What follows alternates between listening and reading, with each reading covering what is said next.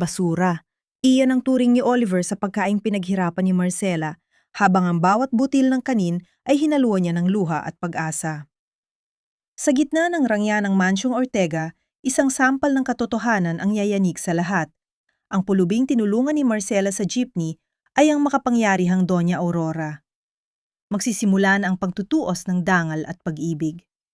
Kaya bang lunukin ni Oliver ang kanyang mapait na pride o tuluyan ng madudurog ang pusong wala namang kasalanan kundi ang magmahal? Sino nga ba ang tunay na may utang na loob? Wala itong kwenta. Kunin mo ang basurang ito at umalis ka sa harap ko bago ko pa ito itapon sa mukha mo. Matalim ang bawat salitang binitiwan ni Oliver Ortega. Bawat kataga ay tila isang punyal na bumaon sa dibdib ni Marcela. Nakatayo ang dalaga sa gitna ng malawak at napakalamig na kusina ng mansyon, habang ang kanyang mga kamay ay nanginginig sa gilid ng kanyang kupas na tapes. Ang lalaking nasa harap niya, na nakasuot ng malinis na puting uniporme ng isang sikat na chef, ay hindi man lang siya tiningnan ng diretso sa mga mata. Ang platong naglalaman ng adobong maingat na inihanda ni Marcela ay itinulak nito ng buong bagsik, dahilan upang ang sarsa ay tumalsik sa mamahaling tiles na sahig. Sa likod ng kanyang mga mata, isang masakit na alaala ang biglang sumagi sa isip ni Marcela.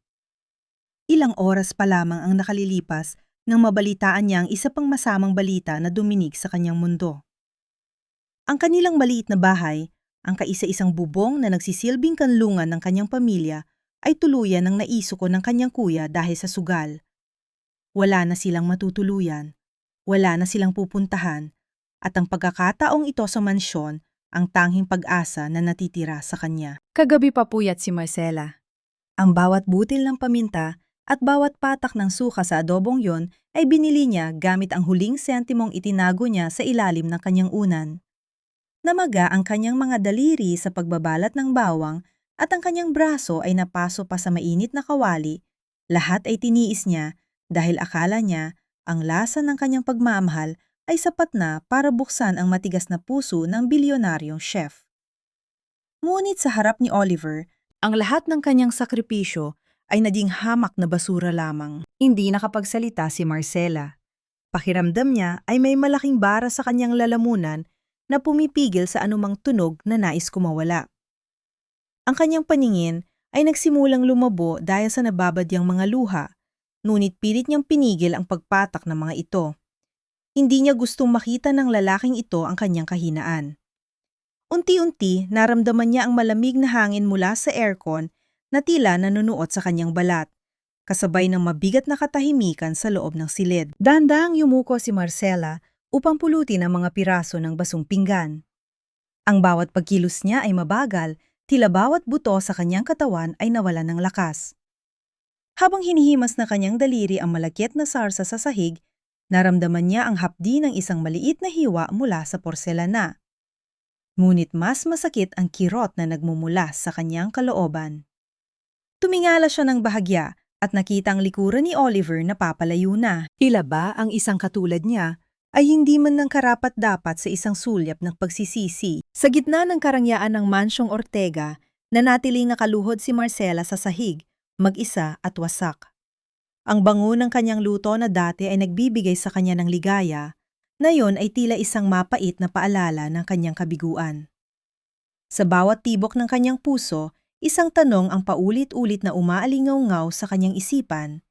Isang tanong na nagmumula sa kailaliman ng kanyang nagdurugong kaluluwa. Hanggang kailan ko ba kailangang bayaran ng mga pagkakamaling hindi ko naman ginawa?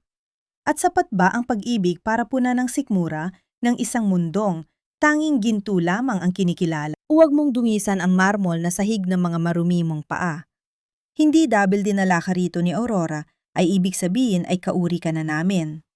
Ang langaw, kahit dapo sa kalabaw, langaw pa rin. Ang boses ni Tita Bella ay tila latigo na humahagupit sa pandinig ni Marcela.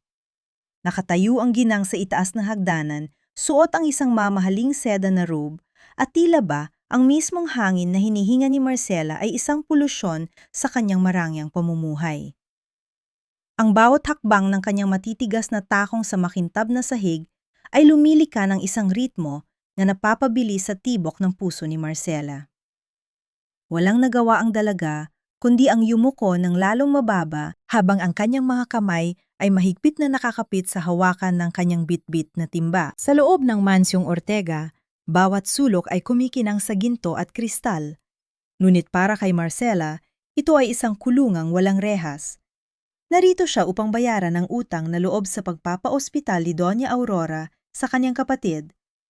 Ngunit ang presyong kailangan niyang ibayad ay ang kanyang sariling dangal. Ang amoy ng mamahaling pabango ni Bella ay humahalo sa amoy ng chlorine mula sa tilang pampunas ni Marcela, isang paalala na kahit kailan ay hindi sila magtatagpo sa iisang antas. Marunong ka bang bumasa?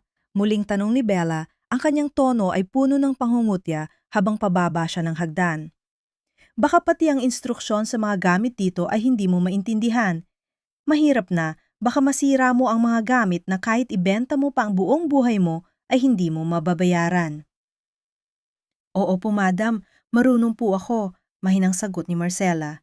Ang kanyang boses ay tila isang bulong na agad nilamon ng malaking espasyo ng mansyon. Tininan siya ni Bella mula ulo hanggang paa, isang tingin na tila ba sinusuri ang isang dumi sa ilalim na kanyang sapatos. Pagkatapos ay itinuro nito ang itaas na bahagi ng mansyon kung saan matatagpuan ang mga pribadong silid. Linisin mo ang library sa dulo at wag kang papasok sa silid na nasa tapat nito. Iyon ang santuwaryo ni Oliver. Kapag nalaman niyang pumasok ka roon, kahit si Aurora ay hindi ka maililigtas. Sa bawat haplos ni Marcela sa mga antigong kagamitan sa library, hindi niya maiwasang mamangha sa yaman ng mga Ortega. Ngunit sa likod ng pagkamanghang iyon ay ang bigat ng kanyang responsibilidad. Isang mali lang, isang pagkakamali lang at mawawala ng saysay ang lahat ng kanyang pagtitiis. Ngunit habang siya ay napupunas, isang malamig na simoy ng hangin mula sa bahagyang nakabukas na bintana ang nagpakaabala sa kanya. Isang pinto sa tapat ng library ang hindi lapat ang pagsasara. Tila may sarili isip ang mga paa ni Marcela. Ang boses ni Bella na nagbabala sa kanya ay tila naging malabo sa kanyang isipan, pinalitan ng isang matinding kuryosidad. Marahil ay naiwan itong nakabukas na isang katulong o marahil ay may kailangan lang siyang ayusin. Sa kanyang isip, ang pagtulong ay palading mas matimbang kaysa sa takot. Dahan-dahan niyang itinulak ang mabigat na pinto. Ang tunog ng pagpihit ng bisagra ay tila isang babala na binaliwala niya. Pagpasok niya, sinalubong siya ng amoy ng sandalwood at lumang papel. Isang amoy na napakalayo sa amoy ng kusina o ng palengke. Ang silid ay madilim, tanging ang liwanag ng buwan na tumatagos sa kurtina ang nagbibigay ng anyos sa mga gamit sa loob. Ngunit bago pa man siya makahakbang na malayo, isang malamig na presensya ang kanyang naramdaman sa likuran. Ang bango ng pamilyar na pabango, ang pabango ni Oliver, ay pumuno sa kanyang mga pandama. Ang tunog ng paglapit ng isang tao sa malambot na alpombra ay halos hindi marinig, ngunit ang bigat ng presensya nito ay tila isang anino na bumalot sa buong silid. Anong ginagawa mo sa loob ng kwarto ko? Ang boses ni Oliver ay mababa, tila isang kulog bago ang malakas na unos. Ang lamig sa kanyang tinig ay sapat na upang patigilin ang daloy ng dugo ni Marcela. Hindi siya makagalaw, hindi siya makahinga. At nang dahan-dahan siyang lumingon, ang mga mata ni Oliver na puno ng galit at hinala ay nakatitig ng diretso sa kanyang nanginginig na kaluluwa. Lumabas ka, nayang din bago ko pa makalimutang babae ka at kalad ka rin kita palabas ng mansyong ito. Ang boses ni Oliver ay hindi sumisigaw, ngunit ang bawat salita ay may bigat ng isang hatol na kamatayang. Nakatayo siya sa dilim. Ang kanyang anino ay tila isang higante na lumalamon sa liit ni Marcela. Sa takot at pagkapahiya, mabilis na tumakbo palabas ang dalaga. Ang tunog ng kanyang mga yabag sa alpombra ay tila ba ang tibok ng kanyang pusong nagkakaroon ng lamat.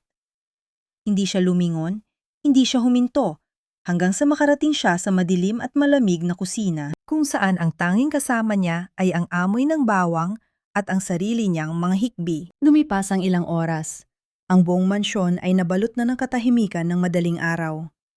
Ngunit sa loob ng kanyang silid, hindi dalawin ng antok si Oliver.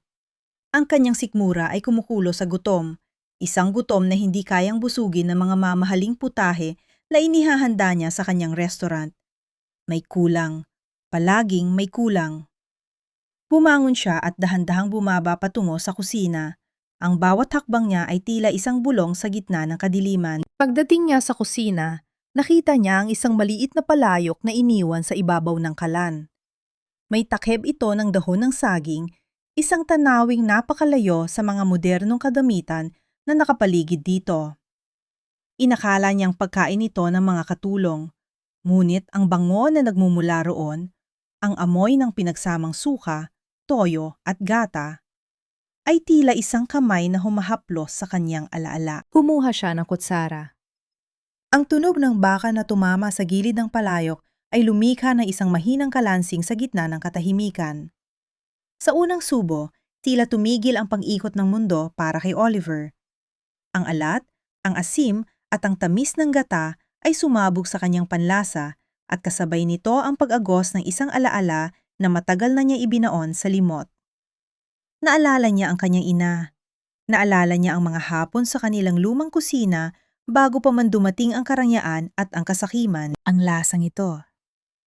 Ito ang lasa ng tahanan. Ito ang lasa ng pag-ibig na hindi humihingi ng kapalit. Naramdaman ni Oliver ang init sa gilid ng kanyang mga mata. Isang butil ng luha ang pumatak sa sarsa ng adobo, ngunit hindi niya ito pinansin. Sa loob ng maraming taon, ngayon lang siya muling nakaramdam ng kapayapaan sa gitna ng bawat pagnguya.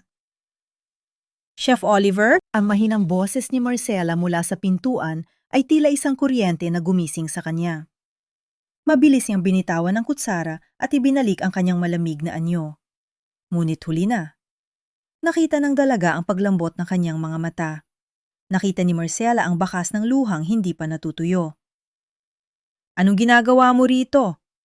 Tanong ni Oliver, pilit na ibinabalik ang bagsik sa kanyang tinig. Gusto ko lang pong maglinis bago mag-umaga, sagot ni Marcela. Ang kanyang mga mata ay nakatitig sa palayok na hawak pa rin ng lalaki. Sandali nagkatinginan ng dalawa. Sa pagitan nila ay ang palayok ng adobo na tila naging tulay sa dalawang mundong hindi dapat magtagpo. Ngunit ang sandaling iyon ng katahimikan ay biglang binasag ng isang matalim at nakakarinding tunog. Ang cellphone ni Marcela na nakapatong sa lamesa ay nagsimulang mag-vibrate ng malakas. Ang ilaw nito ay tila isang babala sa gitna ng dilim. Nanginginig ang kamay na sinagot ni Marcela ang tawag. Hello? Kuya? Habang nakikinig, ang mukha ni Marcela ay unti-unting nawala ng kulay. Ang kanyang mga mata ay lumaki sa takot at ang kanyang hininga ay naging mababaw. Ang boses mula sa kabilang linya ay hindi naririnig ni Oliver. Ngunit ang bawat salita ay tila isang saksak sa puso ng dalaga. Ano? Ospital? Kuya, anong nangyari? Ang cellphone ay dahan-dahang nalaglag mula sa kamay ni Marcela at tumama sa sahig. Ang tunog ng pagbagsak nito ay tila hudyat ng isa pang pagguho ng kanyang mundo. Napasandal siya sa pader. Ang kanyang mga binti ay tila nawala ng buto habang dahan-dahang dumadausdos pababa. Wala na silang awa. Bulong ni Marcela habang ang mga luha ay mabilis na dumadaloy sa kanyang pisingi. Ang kuya ko. Pinatay nila ang kuya ko. Huwag kang iyak sa harap ko. Ang luha ay para lamang sa mga taong sumusuko at hindi ako nagpapatuloy ng mga taong mahina sa pamamahay na ito. Ang boses ni Oliver ay tila yelo na ibinuhos sa nag-aapoy na sakit sa dibdib ni Marcela. Nakatayo ang lalaki sa harap niya. Ang kanyang mga kamay ay nasa loob ng bulsa ng kanyang mamahaling pantalon habang pinagmamasdan ang daladang nakaluhod pa rin sa sahig ng kusina. Ang bawat hikbi ni Marcela ay tila isang hiyaw ng paghingi ng tulong. Ngunit ang mukha ni Oliver ay nanatiling parang estatwa, walang emosyon, walang bakas ng awa na ipinakita niya kanina habang kumakain ng adobo. Sa loob ng taxi patungo sa pampublikong ospital, bawat segundo ay tila isang taon para kay Marcela. Ang amoy ng lumang upuan ng sasakyan at ang ingay ng trapiko sa labas ay hindi niya alintana. Ang tanging nasa isip niya ay ang mukha ng kanyang kuya, ang tanging pamilyang natitira sa kanya, na ngayon ay nakikipaglaban sa kamatayan dahil sa isang gulo na hindi niya ginusto. Pagdating sa ospital, sinalubong siya ng amoy ng gamot at ang malamig na katotohanan. Kailangan ng malaking halaga para sa operasyon. Miss, Kailangan po nating bayaran ang deposito bago ituloy ang procedure. Kung hindi, baka hindi na kayanin ng pasyente. Ang malamig na pahayag ng billing clerk. Ang tunog ng pagpindot nito sa keyboard ay tila bawat pako na ibinabaon sa kabaong ng pag-asa ni Marcela. Wala siyang pera. Wala siyang kahit anong mahahalagang gamit na pwedeng ibenta. Sa gitna ng hallway na punong-puno ng mga taong may kani-kanyang dusa, naramdaman ni Marcela ang pinakamatinding kalungkutan. Ngunit sa gitna ng kanyang pag-iisip kung paano tatapusin ang sariling buhay, isang marangyang figura ang lumitaw sa dulo ng pasilyo. Si Oliver. Hindi alam ni Marcela kung bakit ito naroon. Ang bawat hakbang ng sapatos ni Oliver sa makintab na sahig ay tila nagbibigay ng kakaibang ritmo sa kaba ng kanyang dibdib. Hindi ito nagsalita. Lumapit lang ito sa counter, inilabas ang isang itim na credit card at sa isang kumpas lang, ang problemang akala ni Marcela ay katapusan na niya ay biglang naglaho. Bakit? Tanong ni Marcela. Ang kanyang boses ay nanginginig habang nakatitig sa likod ng lalaki. Bakit mo ginagawa ito? Galit ka sa akin, di ba? Sabi mo basura ang luto ko. Sabi mo wala akong silbi. Dahan-dahang lumingon si Oliver. Ang liwanag ng fluorescent lamp sa ospital ay nagbigay ng anino sa kanyang matatalim na mata. Huwag kang magpasalamat sa akin. Hindi ito regalo. Ito ay isang transaksyon. Binayaran ko ang buhay ng kuya mo, kaya mula sa oras na ito, ang buhay mo ay pag-aari ko na. Hinawakan ni Oliver ang braso ni Marcela. Hindi masakit, ngunit mahigpit at puno ng otoridad. Naramdaman ni Marcela ang init ng palad nito na tumatago sa manipis niyang damit, isang haplos na nagpadala ng kakaibang kuryente sa kanyang buong katawan. Sa kabila ng takot, may isang bahagi ng kanyang puso ang kumirot sa hindi maipaliwanag na paraan. Sa loob ng susunod na 24 na oras, susunod ka sa bawat utos ko nang walang reklamo. Papapatuloy ni Oliver. Ang kanyang muka ay inilapit sa mukha ni Marcela. Hanggang sa maramdaman ng dalaga ang mainit na hininga nito. Gagawin mo ang lahat ng sasabihin ko. Magsisilbi ka bilang alipin ko sa mansyong iyon. At bilang kapalit, hindi ko kukunin ang pera na ibinayad ko sa ospital. Naiintindihan mo ba? Tumango si Marcela. Ang kanyang mga luha ay muling pumatak. Hindi na dahil sa sakit, kundi dahil sa bigat ng bagong kadenang nakapulupot sa kanyang leeg. Utang na loob. Isang utang na alam niyang habang buhay niyang pababayaran. Pabalik nila sa mansyon, sinalubong sila ng isang malakas na tunog ng pagbukas ng pinto sa itaas. Si Tita Bella ay nakatayo roon. Ang kanyang mga mata ay nanlilisik sa galit habang nakatingin sa kanilang dalawa na magkasama. Anong ibig sabihin nito, Oliver? Sigaw ni Bella. Ang kanyang boses ay tila isang matalim na kutsilyo. Pinatira mo na rito ang hampas lupang yan at nayon ay dinala mo pa siya sa ospital gamit ang pera ng mga Ortega? May balak ka bang gawin siyang asawa sa harap ko? Tumingin si Oliver kay Bella. Pagkatapos ay muling ibinalik ang tingin kay Marcela. Isang mapait na ngiti ang sumilay sa kanyang mga labi. Hindi siya asawa, tita. Siya ay isang gamit. At ngayong gabi, dahil kailangan kong matulog ng mahimbing, siya ang mananatili sa labas ng pinto ko, sa sahig. Doon siya nararapat. Hindi kailangan ng ginto para maging marangal ang isang tao, pero kailangan ng puso para malaman kung kailan ka na nagiging hayop sa harap ng kapwa mo. Ang malamig na simento sa labas ng silid ni Oliver ay tila humihigop sa init ng katawan ni Marcela. Nakabaluktot siya sa sahig, ang kanyang manipis na balabal ay hindi sapat para protektahan siya mula sa lamig ng aircon na lumalabas sa ilalim ng pintuan. Ang bawat tibok na orasan sa pasilyo ay tila isang paalala ng kanyang mababang katayuan. Ngunit sa kabila ng sakit ng kanyang likod at ang antok na pilit siyang dinadalaw, ang tanging iniisip niya ay ang kaligtasan ng kanyang kuya sa ospital. Para sa kanya, ang bawat segundo ng pamdurusa rito ay katumbas ng isang hininga para sa kanyang kapatid. Biglang bumukas ang pinto. Ang tunog ng pagpihit ng trangka ay tila isang pagsabog sa gitna ng katahimikan ng gabi. Lumabas si Oliver. Ngunit hindi ito ang mapagmataas na chef na nakilala ni Marcela. Magulo ang kanyang buhok, ang kanyang polo ay may ilang butones na bukas at ang amoy ng matapang na alak ay agad na humalo sa malamig na hangin. Namumula ang kanyang mga mata, Hindi dahil sa galit, kundi dahil sa isang pighating matagal na niyang ikinukubli. Bakit? Bakit nandito ka pa rin? Garalgal ang boses ni Oliver. Halos mawalan siya ng balanse, kaya mabilis siyang napahawak sa hamba ng pinto. Mabilis na tumayo si Marcela, kahit na medyo namamanhid ang kanyang mga binti. Sabi niyo po, rito lang ako. Sinusunod ko lang po ang utos niyo. Isang mapait na tawa ang kumawala sa mga labi ni Oliver. Utos? Lahat kayo. Sinusunod lang ang utos dahil sa pera. Dahil sa utang na loob. Wala bang taong mananatili sa tabi ko dahil gusto nila ako? Dahil mahal nila ako? Bumagsak ang katawan ni Oliver sa sahig. Napasandal sa pader katabi ni Marcela. Wala na ang kintab ng kanyang awtoridad. Tanging ang isang batang lalaking nangungulila sa kanyang ina ang natitira. Sa gitna ng kalasingan, nagsimula siyang magsalita tungkol sa kanyang gunita. Ikinuwento niya kung paano naging malamig ang mansyong ito nang mamatay ang kanyang ina.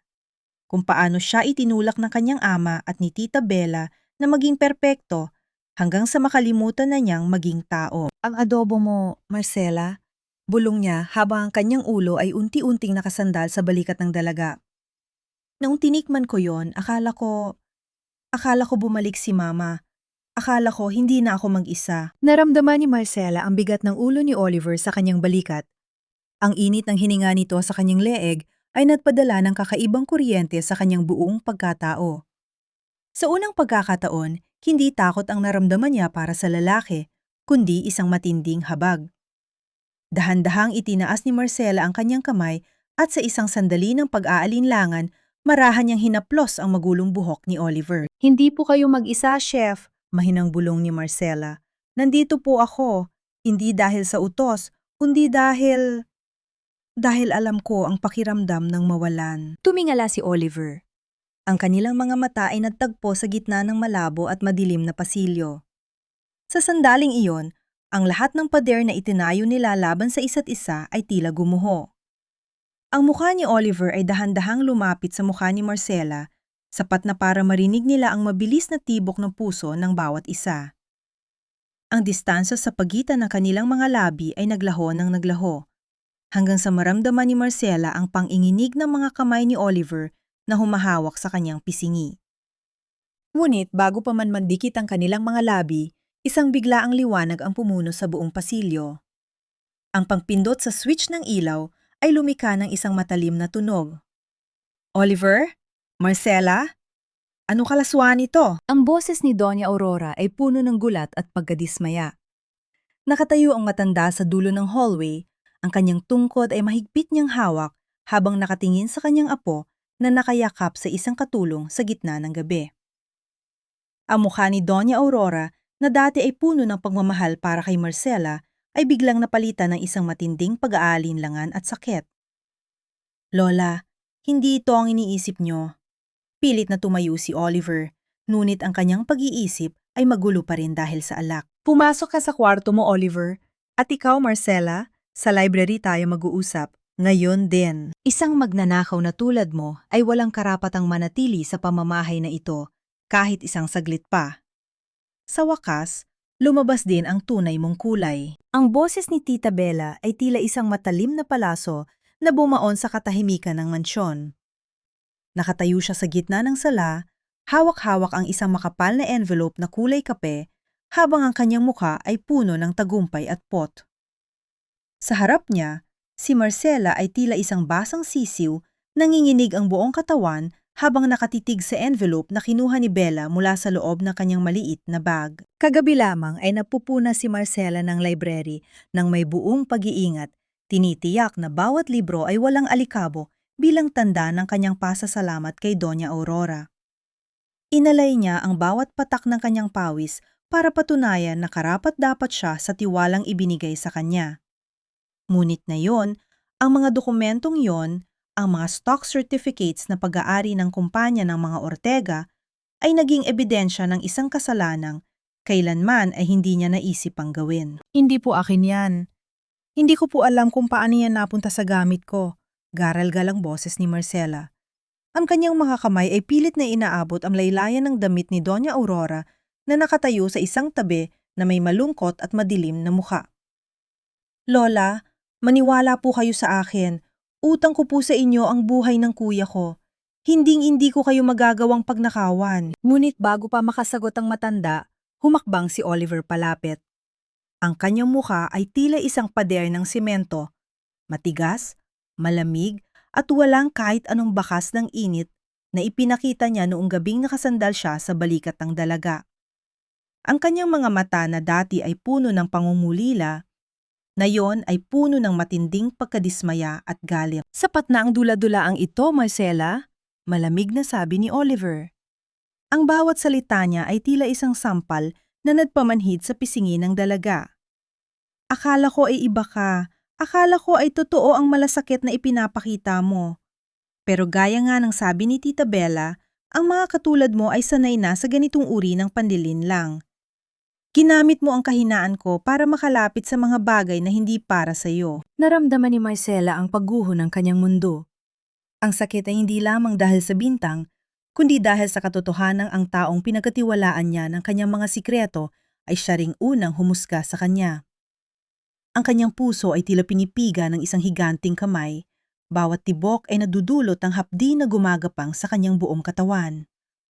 Oliver, pakinggan mo muna ako. Umalis ka na, puto ni Oliver.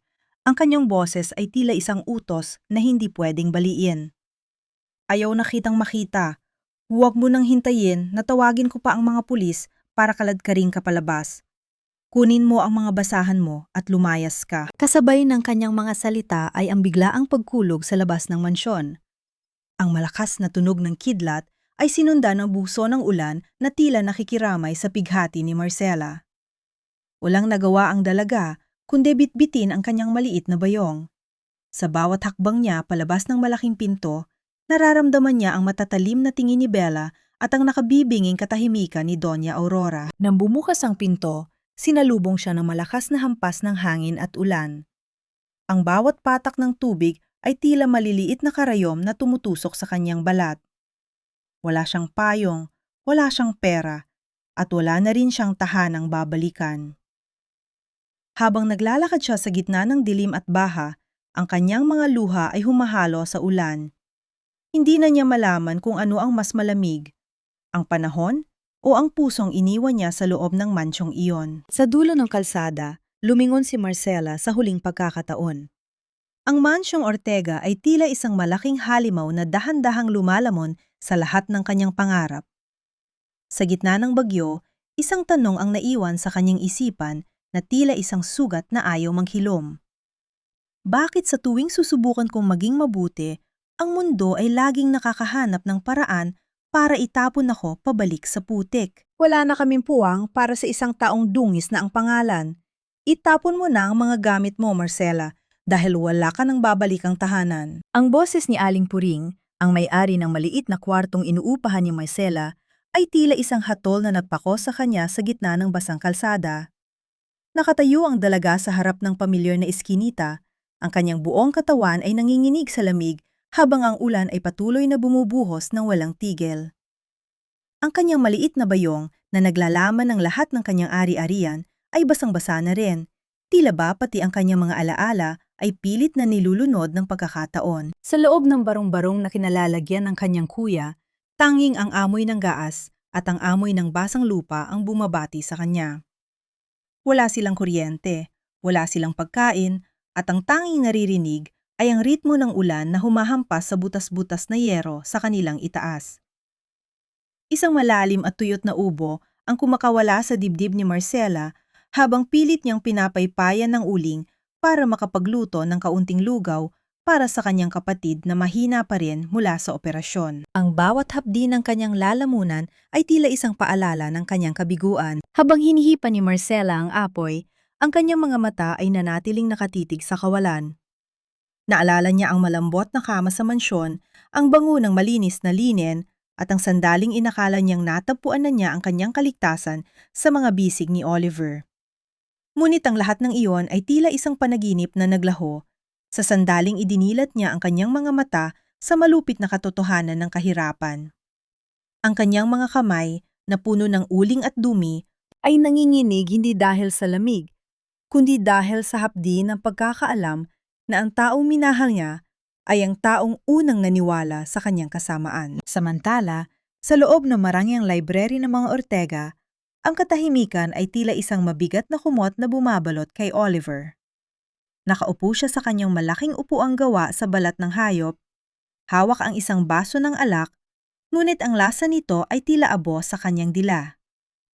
Ang bawat sulok ng silid ay nagpapaalala sa kanya kay Marcela, ang amoy ng luya na naiwan sa mga kortina, ang kislap ng mga porselana na maingat nitong nilinis at ang katahimikang dati ay puno ng buhay sa tuwing naruroon ang dalaga. Tumayo si Oliver at dahan-dahang lumapit sa lumang kabinet kung saan itinatago ang mga dokumento ng kanyang ina.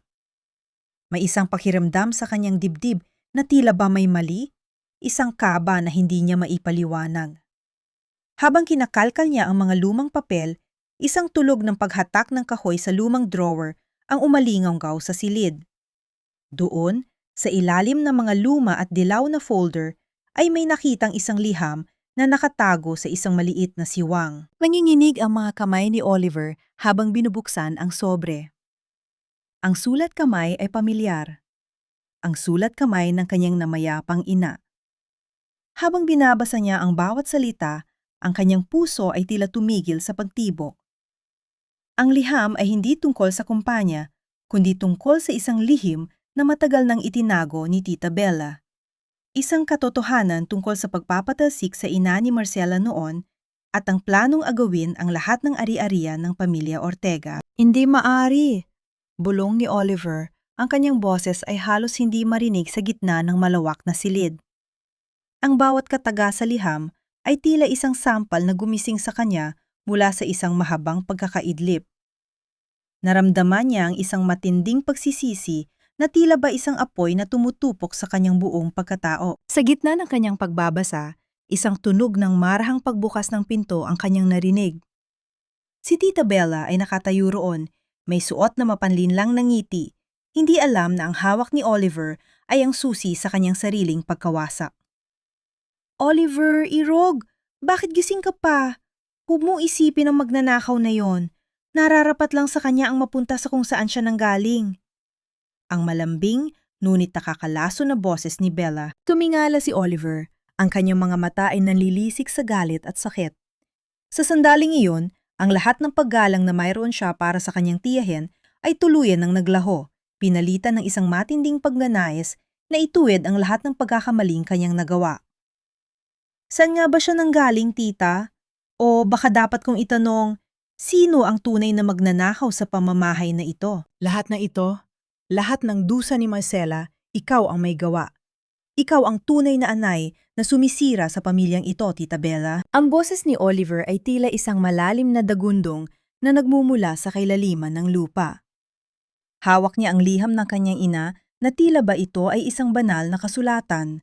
Ang kanyang mga daliri ay mariing nakabaon sa papel hanggang sa mamuti ang kanyang mga buko-buko. Nakatayo siya sa gitna ng library. Ang liwanag ng isang lampara ay nagbibigay ng matatalim na anino sa kanyang mukha na ngayon ay puno ng pot at matinding pagsisisi. Ang bawat salita sa liham ay tila isang malakas na sampal na nagpabura sa lahat ng kasinungalingang pinaniwalaan niya sa loob ng maraming taon. Napatigil si Bella sa pintuan. Ang kanyang kamay na balak sa nang ayusin ang kanyang buhok ay nanigas sa hangin. Ang mapanlinlang na ngiti sa kanyang mga labi ay unti-unting naglaho, pinalitan ng isang maputlang anyo ng takot na sinisikap niyang itago sa likod ng kanyang mapagmataas na tindig. Ang tulog ng kanyang mabilis na paghinga ay ang tanging naririnig sa gitna na nakabibinging katahimikan ng silid. Anong sinasabi mo, Oliver? Baka masyado ka lang pagod sa mga nangyari. Pilit na pagpapakalma ni Bella. Ngunit ang panginginig ng kanyang boses ay hindi niya maitago. Ang liham na yan, matagal na yang basura. Huwag mong hayaan na malito ka ng isang patay na tao. Basura? Pag-uulit ni Oliver. Ang kanyang boses ay tila isang kutsilyong dahan-dahang humihiwa sa hangin. Ang katotohanan ba para sa iyo ay basura? Dito nakasulat, tita. Nakasulat dito kung paano mo binaliktad ang ina ni Marcela, kung paano mo ninakaw ang resipe na naging pundasyon ng kumpanyang ito at ipinalabas na siya ang kumuha ng pera. Ikaw ang nadnakaw sa kanila. Ninakawan mo sila ng dangal, ng kabuhayan, at ngayon, pati ang anak niya ay ginagawan mo ng ganito. Naramdaman ni Oliver ang isang matinding pananakit sa kanyang dibdib, isang pakiramdam na tila ba ang kanyang puso ay dahan-dahang dinudurog ng isang higanteng kamay. Naalala niya ang bawat pagkakataon na minaliit niya si Marcela, ang bawat salitang ipinukol niya na tila ba ito ay isang hamak na dumi sa kanyang sapatos.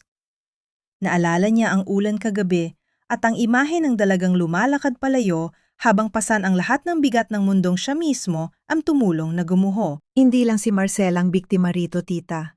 Ako rin. Ginamit mo ako para ituloy ang kasamaan mo. Pagpapatuloy ni Oliver, ang kanyang mga mata ay nagsimulang mangilid ang luha ng pot. Ang utang na loob na sinasabi nyo, wala kaming utang sa kanila. Kami ang may malaking utang na loob na hinding-hindi mababayaran ng kahit anong yaman. Hindi na naghintay ng sagot si Oliver. Mabilis siyang lumabas ng library. Ang tulog ng kanyang marahas na paghakbang sa pasilyo ay tila isang babala ng paparating na unos. Hindi niya pinansin ang tawag ni Bella. Hindi niya pinansin ang pagkabigla ng mga katulong na kanyang nadadaanan. Ang tanging nasa isip niya ay ang mukha ni Marcela, ang mga mata nitong puno ng pag-asa na kanyang pinatay, at ang mga kamay nitong puno ng sugat na kanyang binalewala. Kinuha ni Oliver ang susi ng kanyang sasakyan at mabilis na lumabas patungo sa garahe. Ang ulan sa labas ay hindi pa rin tumitigil. Ang bawat patak ay tila isang latigo na humahagupit sa kanyang konsensya. Habang pinapaandar niya ang makina, ang tunog ng pan-ikot ng gulong sa basang simento ay tila isang panalangin na sana ay hindi pa huli ang lahat. Nasaan ka, Marcela? Pakiusap, nasaan ka? Bulong ni Oliver sa gitna ng dilim, habang ang kanyang sasakyan ay humaharurot palabas ng mansyon. Pinaandar niya ang sasakyan patungo sa pinakamahirap na bahagi ng lungsod, doon sa mga eskinita kung saan ang liwanag ay bihirang sumilip.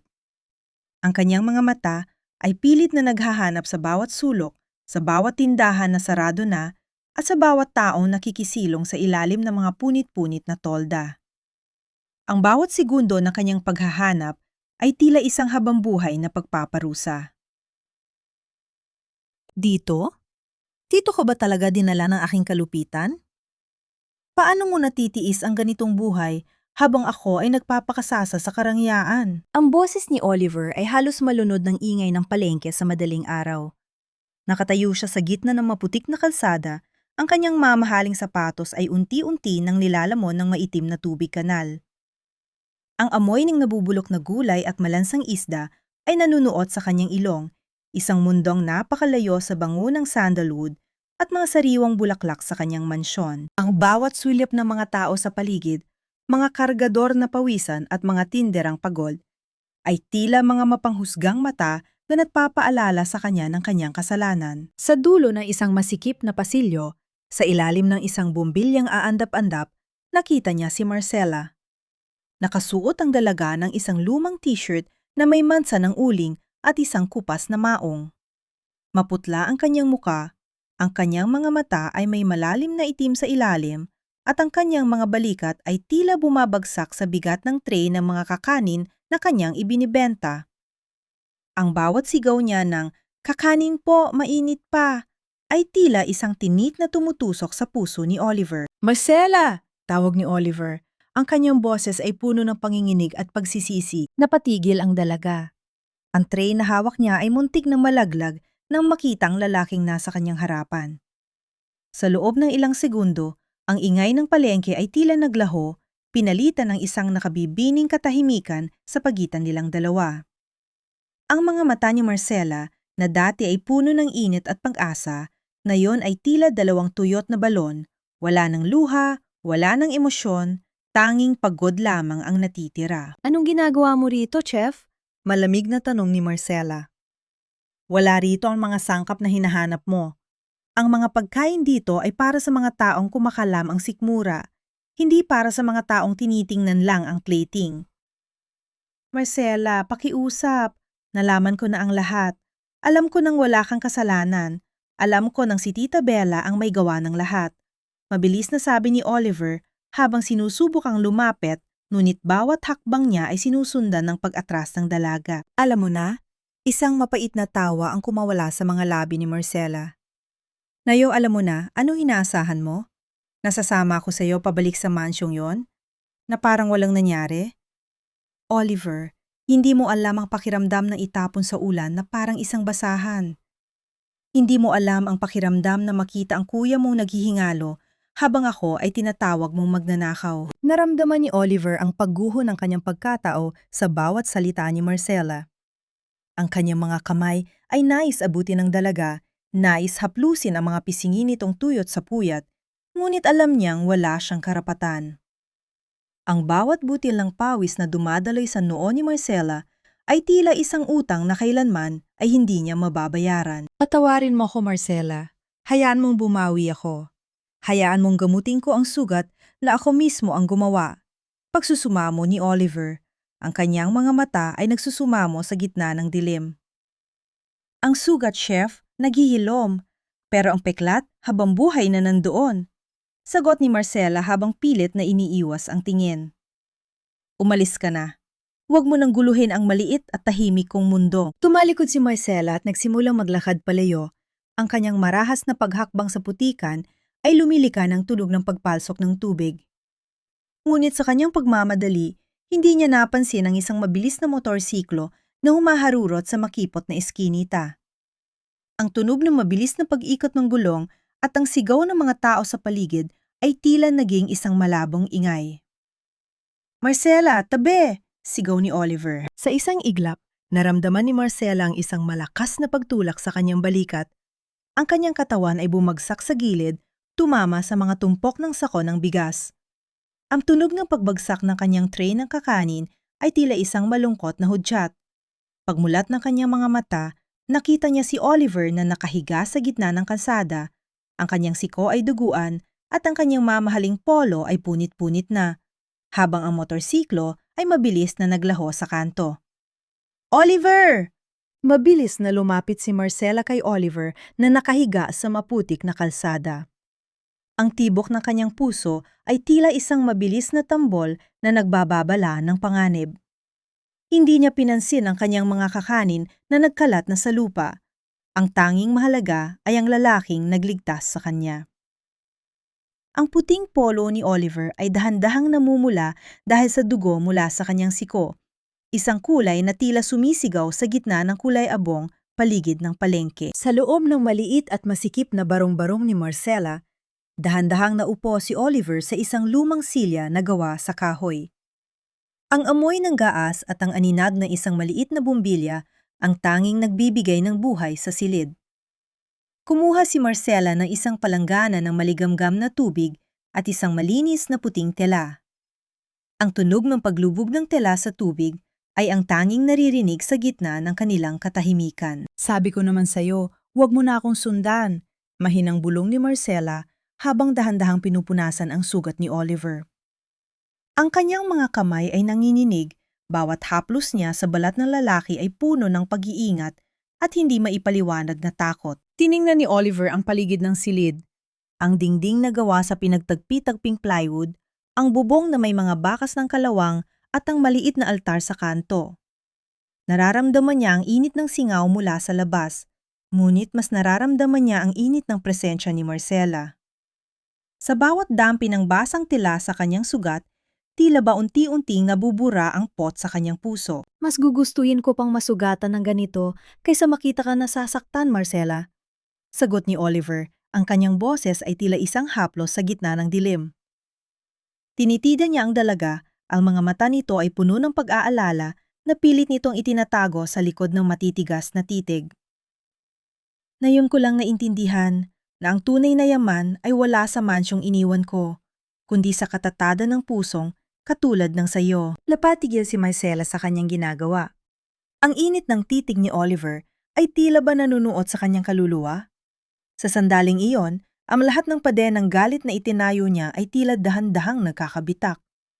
Ang katahimikan sa pagitan nila ay hindi na nakakabingi, kundi puno ng mga salitang hindi kayang bigkasin ng bibig. Samantala, sa labas ng eskinita, isang itim na sasakyan ang dahan-dahang huminto. Sa loob nito, Nanlilisik ang mga mata ni Tita Bella habang nakatingin sa direksyon ng bahay ni Marcela.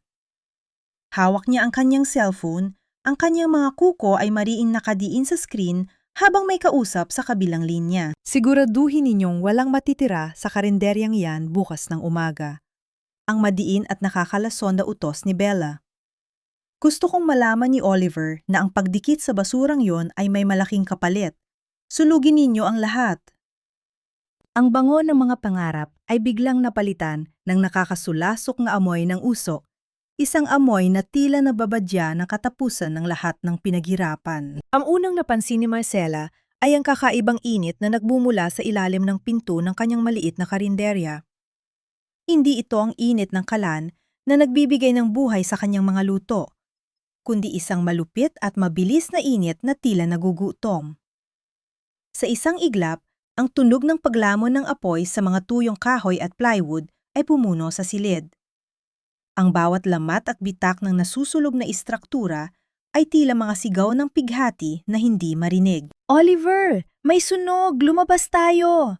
Sigaw ni Marcela, ang kanyang boses ay pulo ng takot habang pilit na inaalalayan ang sugatang lalaki. Kahit na masakit ang kanyang siko at nahihilo pa dahil sa aksidente, pilit na tumayo si Oliver.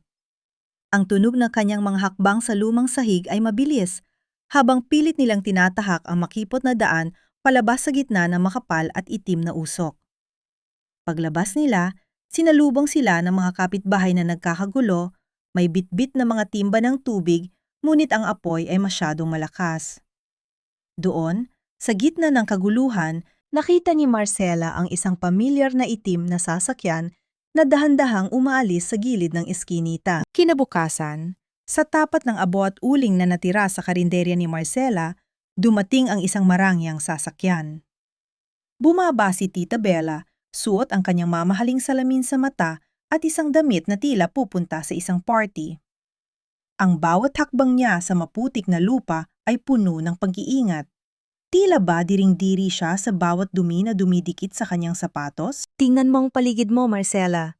Panimula ni Bella, ang kanyang boses ay malakas at malinaw, sapat na para marinig ng lahat ng mga taong nakikiusisa. Ito ang napapala ng mga taong hindi alam kung saan lulugar. Ang basura, kahit sunugin mo, mananatiling abo na liliparin lang ng hangin. Gaya ng iyong ina, hanggang dito ka na lang. Nanginginig ang mga kamao ni Marcela. Ang bawat salita ni Bella ay tila isang bagong mitsa na nagpaliyab sa galit na matagal na niyang pilit na pinapatay. "Wala kayong karapatang madungisan ang pangalan ng ina ko. Wala kayong karapatang tapakan ang dangal namin dahil lang sa mayaman kayo." Dangal? Isang mapait at malakas na tawa ang kumawala sa mga labi ni Bella. "Anong dangal ang sinasabi mo? Ang pamilya niyo ay pamilya ng mga magnanakaw. Ang ina mo ang nagnakaw sa amin at ikaw, ginagamit mo ang katawan mo para akitin ang apo ko para lang makabalik sa mansyon.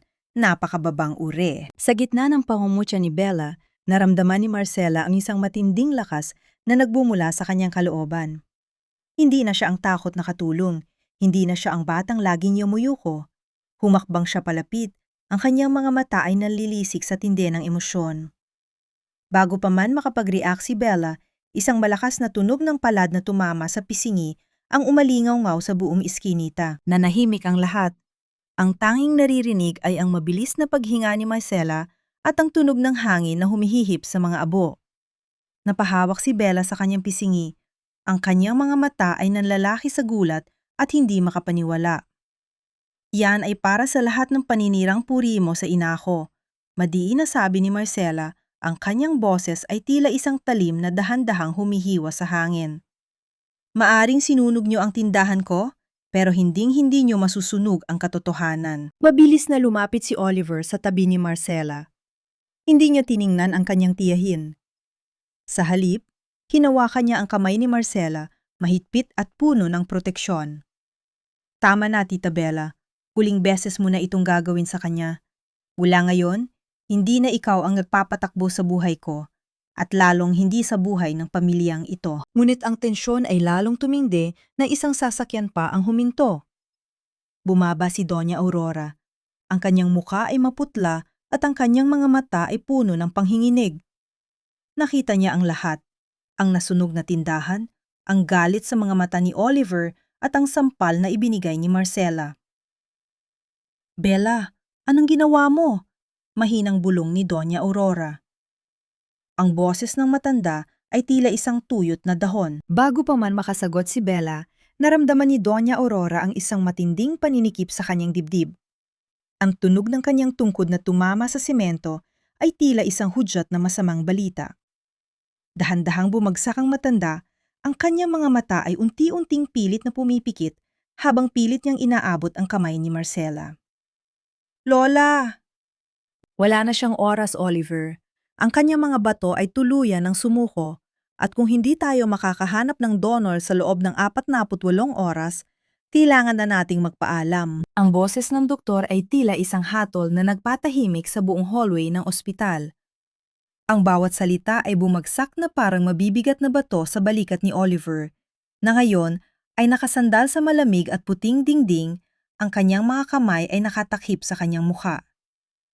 Sa loob ng silid, sa kabila ng makapal na salamin, makikita ang mahinang pangangatawan ni Doña Aurora na pinaliligiran ng mga makina. Ang tunog ng bawat regular na tibok ng monitor ay tila isang paalala na ang oras ay mabilis na nauubos, tulad ng buhangin sa isang orasan na hindi na maaring baliktarin. Sa isang sulok nakatayo si Tita Bella, pilit na nagpapahid ng luhang hindi naman makita habang abala sa kanyang cellphone. Ang bawat kilos niya ay tila isang palabas, isang pilit na pagpapakita ng pighati na walang lalim. Nang lumabas ang resulta ng compatibility test, ang lahat ay lalong nabalot ng kawalang pag-asa. Hindi match si Oliver. Lalong hindi match si Bella. Ako po, Doc. Maaari po ba ninyong suriin ang dugo ko?" Ang mahinang boses ni Marcela ay tila isang liwanag sa gitna ng kadiliman. Nakatayo siya sa dulo ng pasilyo, ang kanyang mga mata ay pagod, ngunit may determinasyon na hindi kayang baliin. Lumapit siya ng dahan-dahan, ang kanyang mga hakbang ay halos hindi lumilika ng tunog sa makintab na sahig. Sa kabila ng lahat ng sakit na idinulot ng pamilyang ito sa kanya, ang tanging nasa isip niya ay ang kabutihang loob ni Doña Aurora noong mga panahong wala siyang matakbuhan. Makalipas ang ilang oras, ang hindi inaasahan ay nangyari. Isang himala sa gitna ng trahedya, si Marcela ay isang perfect match. "Hindi maaari, Marcela. Hindi ko hahayaang gawin mo ito," sigaw ni Oliver nang malaman ang balita. Hinawakan niya ang magkabilang balikat ng dalaga, ang kanyang mga mata ay puno ng takot at pagmamakaawa. "Kakaopera lang sa kuya mo, hirap ka na sa buhay, at ngayon ay itataya mo pa ang sarili mong kalusugan? Sapat na ang nawala sa iyo dahil sa amin. Huwag na itong buhay mo, pakiusap." Tinitigan ni Marcela si Oliver. Ang kanyang mga mata ay nananatiling mahinahon. "Chef, ang buhay ay hindi tungkol sa kung ano ang kinuha sa atin, kundi tungkol sa kung ano ang kaya nating ibigay. Iniligtas ni Lola ang kuya ko. Ngayon, hayaan niyo namang iligtas ko ang kaisa-isang taong naniwala sa akin noong ang lahat, kabilang ka, ay itinuturing akong basura." Naramdaman ni Oliver ang isang matinding hiya na tila nanunuot sa kanyang mga buto. Binitiwan niya si Marcela at napaupo sa bench. Ang kanyang mga balikat ay nanginginig sa pigil na iyak. Hindi niya kayang tanggapin na ang taong pinakasinaktan nila ang siya pa ring magiging tagapagligtas nila. Pinilit niyang pagbawalan ang mga doktor. Pinilit niyang humanap ng ibang paraan.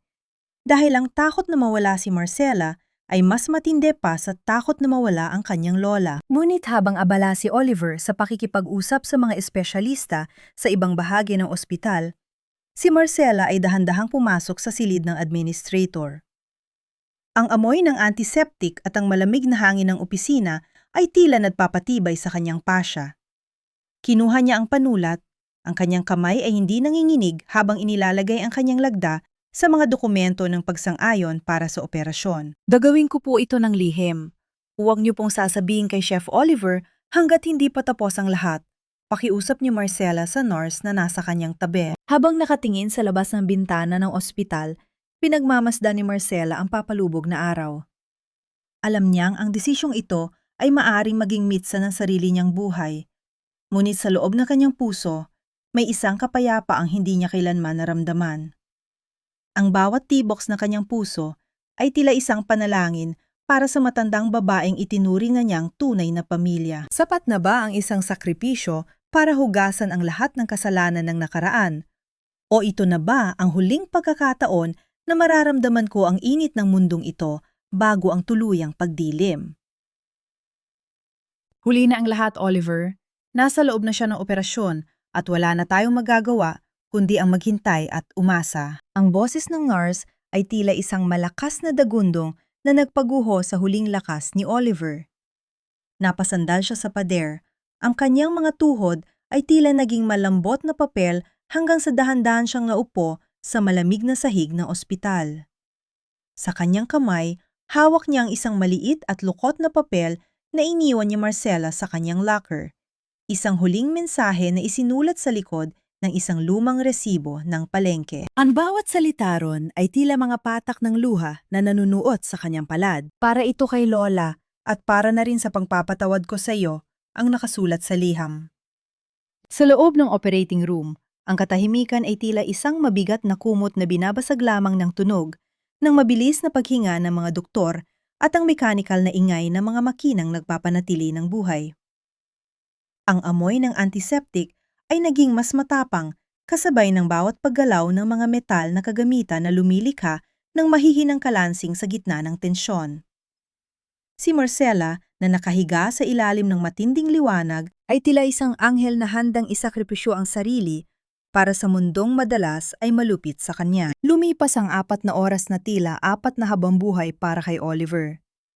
Hindi siya umalis sa tapat ng pinto, kahit na ang lamig ng pasilyo ay tila nanunuot na sa kanyang mga buto. Sa bawat pagkakataon na bumubukas ang pinto at lumalabas ang isang nurse na may dalang mga gamit na may bahid ng dugo, ang puso ni Oliver ay tila tumitigil sa pagtibok.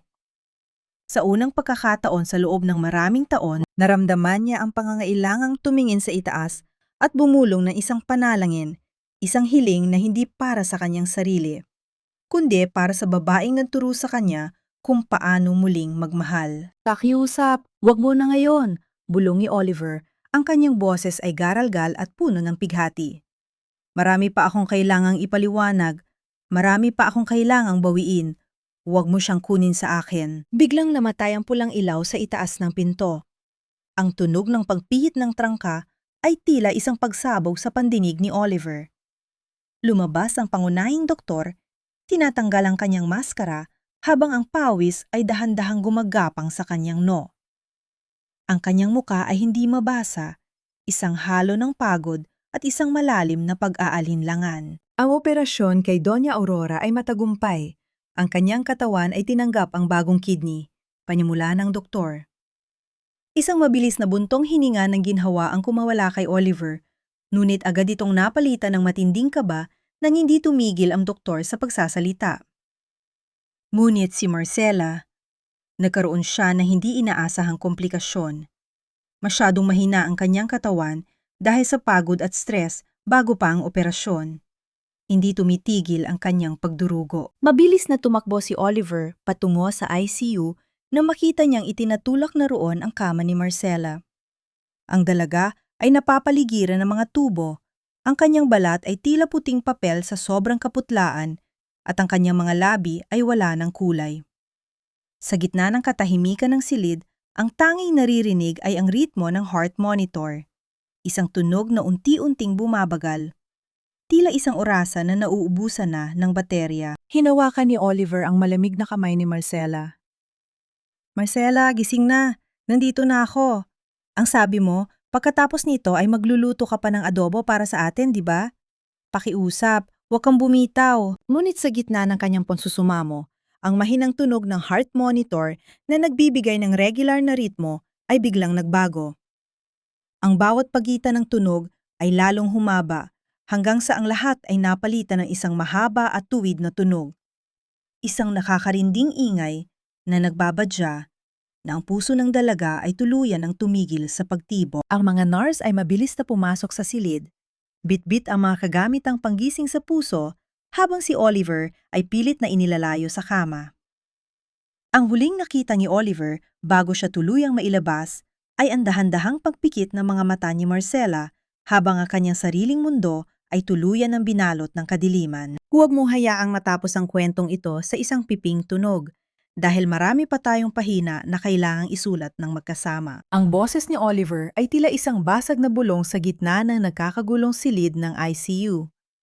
Nakatayo siya sa likod ng makapal na salamin. Ang kanyang mga palad ay nakadiin dito habang pinagmamasdan ang mga nurse na mabilis na gumagalaw sa paligid ng kama ni Marcela. Ang bawat pagtama ng kagamitang panggising sa puso sa dibdib ng dalaga ay lumilika ng isang malakas na tunog ng pagtalbog ng katawan, isang marahas na pagtatangka na hilingin sa tadhana na huwag munang bawiin ang buhay na ito. Ang nakakarinding tunog ng diretsong linya sa monitor ay tila isang walang katapusang hiyaw ng kamatayan. Ngunit sa gitna ng kawalang pag-asa, isang mahina at halos hindi marinig na tunog ng pagtibok ang muling lumitaw. Ang bawat regular na pag-angat ng linya sa screen ay tila isang himalang dahan-dahang bumabalot sa silid. Naramdaman ni Oliver ang pangaangatog na kanyang mga binti hanggang sa tuluyan na siyang mapaluhod. Ang kanyang mga luha ay mabilis na dumadaloy sa kanyang pisngi, hindi na dahil sa pighati, kundi dahil sa isang pasasalamat na walang hanggan. Lumipas ang ilang araw. Sa loob ng Mansyong Ortega, ang katahimikan ay napalitan ng tunog ng mabibigat na hakbang ng mga awtoridad. Si Tita Bella, na nuoy nakaupo ng kampante sa kanyang malambot na sofa, ay biglang napatayo nang makita ang mga pulis na pumasok sa kanyang pintuan. Ang amoy ng mamahaling kandila sa sala ay agad na hinaluan ng amoy ng malamig na katotohanan. Anong ibig sabihin nito? Wala kayong karapatang pumasok sa pamamahay na ito.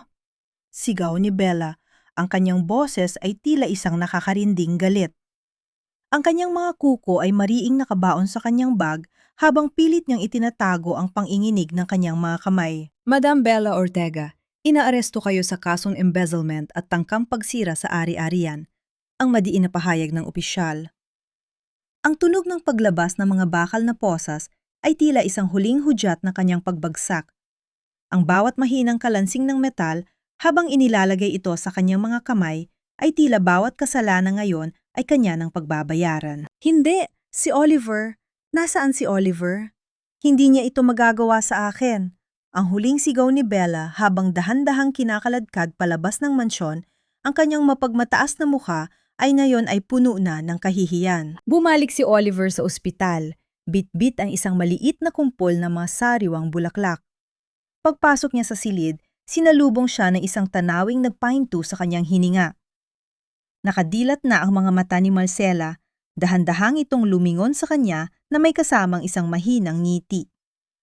Ang liwanag ng umaga na tumatago sa bintana ay nagbigay ng isang banal na anyo sa dalaga. Lumapit si Oliver at dahan-dahang hinawakan ang kamay ni Marcela. Ang bawat daliri nito ay maingat niyang pinisil. Gising ka na. Salamat sa Diyos. Chef? Mahinang bulong ni Marcela. Ang kanyang boses ay tila isang malambot na hangin. Ang lola mo, kamusta na siya? Maayos na siya, Marcela, at lahat ay maayos na. Wala nang sasakit sa iyo, sagot ni Oliver habang idinidikit ang kanyang noo sa kamay ng dalaga.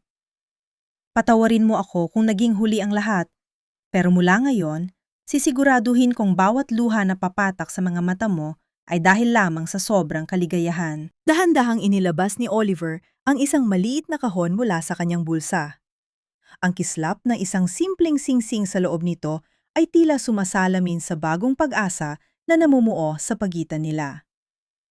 Ang bawat tibok ng puso ni Oliver ay tila naririnig ni Marcela, isang kumpas ng pag-ibig na napatunayan na sa gitna ng apoy at hirap. Marcela, hindi ko maibabalik ang lahat ng nawala sa iyo. Panimula ni Oliver, ang kanyang boses ay puno ng katapatan. Pero hayaan mong ibigay ko sa iyo ang lahat ng natitira sa akin. Maari bang manatili ka sa tabi ko? Hindi bilang katulong, kundi bilang katuwang ko sa pagbuo ng isang tunay na tahanan. Nangingilid ang luha sa mga mata ni Marcela habang nakatitig sa singsing. Ang sakit ng nakaraan ay tila dahan-dahang naglalaho, pinalitan ng isang init na tila haplos ng araw pagkatapos ng isang mahabang bagyo. Ang bango ng adobo ay hindi lamang pagkain na nagbibigay buhay sa kumakalam na sikmura.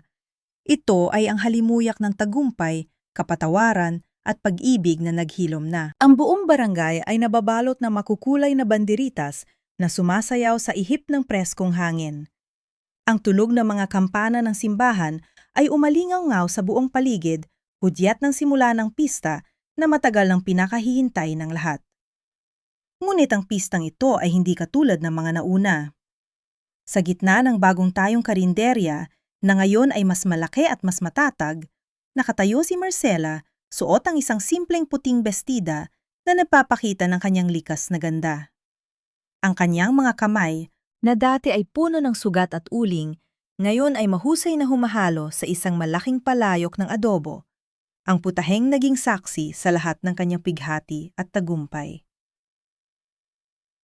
Lumapit si Doña Aurora, na ngayon ay masigla na at may kulay na ang mga pisinghi.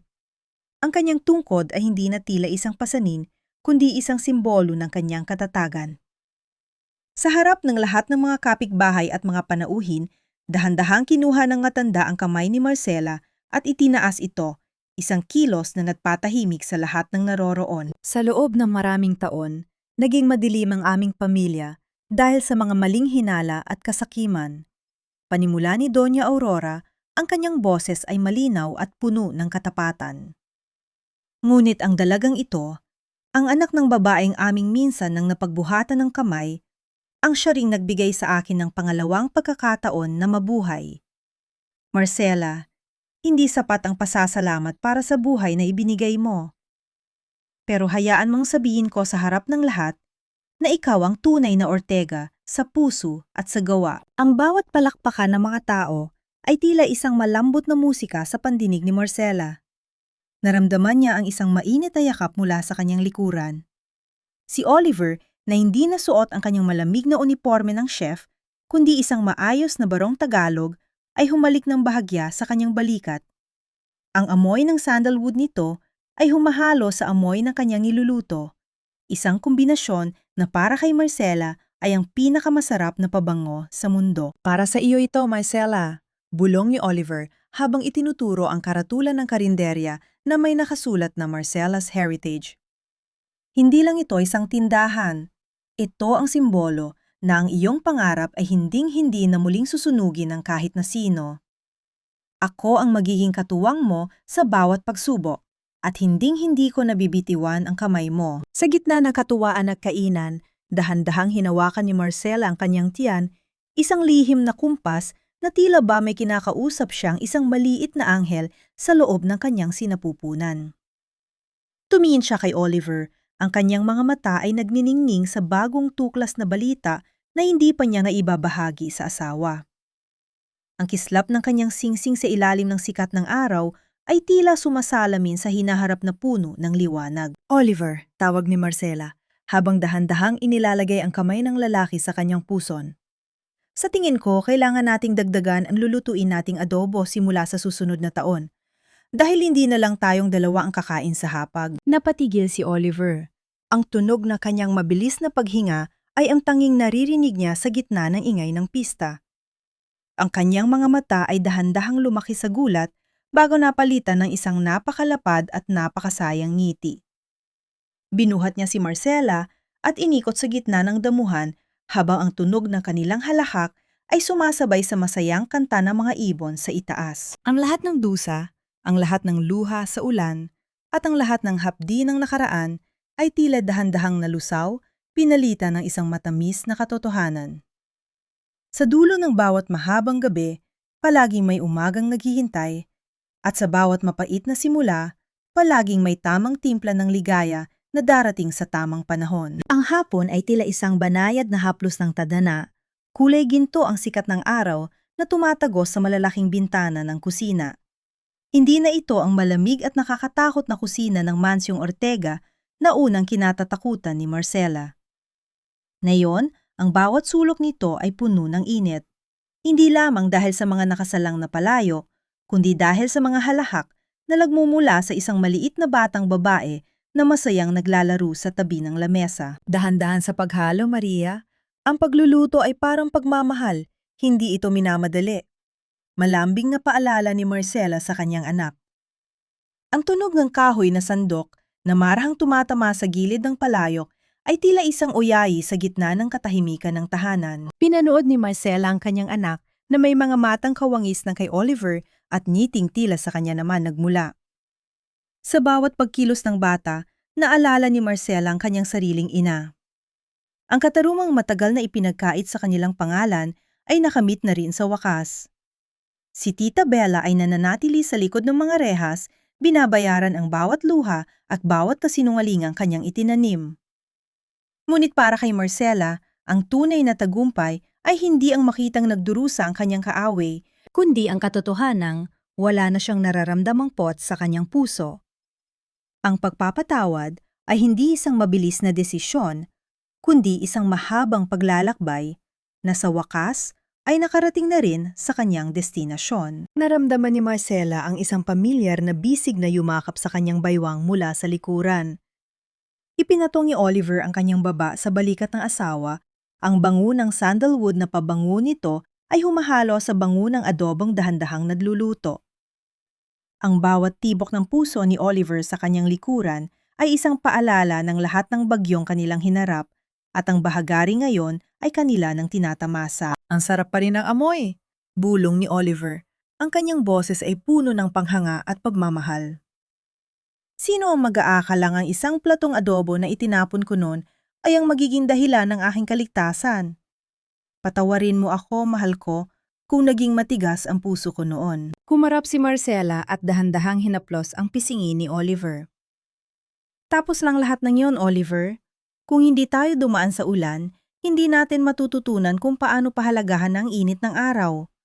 Ang bawat sakit ay naging sangkap lamang para maging mas masarap ang ating pagsasama ngayon. Sa hapagkainan, kasama si Doña Aurora na ngayon ay masayang pinapanood ang kanyang apo sa tuhod. Nadama ni Marcela ang isang uri ng kapayapaan na hindi kayang bilhin ng kahit anong yaman. Ang mansyong ito ay hindi na isang gintong kulungan, kundi isang tunay na tahanan. Sa bawat subo ng kanilang pagkain, tila ba ninanamnam nila ang bawat aral na iniwan ng tadhana. Ang buhay ay parang adobo. May alat ng mga luha, may asim ng mga pagsubok, at may tamis ng mga tagumpay. Ngunit sa huli, ang pinakamahalagang sangkap ay ang pag-ibig na handang magsakripisyo at ang pusong handang magpatawad. Nakangiting tumingin si Marcela sa labas ng bintana, kung saan ang mga ibon ay masayang lumilipad patungo sa kanilang mga pugad. Wala na ang takot, wala na ang pangamba. Ang kwento ng kanyang buhay na nagsimula sa isang mahirap na biyahe sa jeepney ay nakatagpo na ng kanyang huling hantungan sa piling ng mga taong tunay na nagpapahalaga sa kanya. Ang tamang timpla ng ligaya ay hindi natatagpuan sa pagtakas sa sakit, kundi sa pagyakap dito hanggang sa ito ay maging isang matamis na alaala ng tagumpay.